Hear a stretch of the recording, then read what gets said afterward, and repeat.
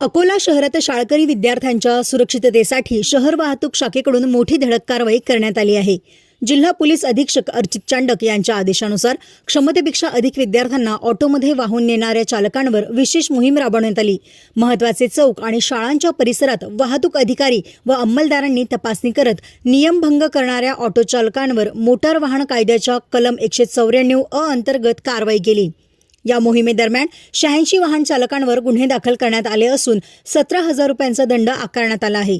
यापैकी 7,400 रुपयांचा दंड वसूल करण्यात आला आहे। कारवाईसोबतच संबंधित चालकांना वाहतूक नियमांची माहिती देत समुपदेशनही करण्यात आले। विद्यार्थ्यांच्या सुरक्षिततेशी कोणतीही तडजोड केली जाणार नाही असा इशारा वाहतूक पोलिसांनी दिला आहे।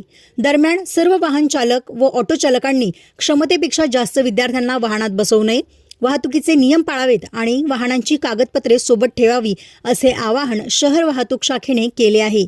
ही कारवाई पुढेही नियमितपणे सुरू राहणार असल्याचे स्पष्ट करण्यात आले आहे।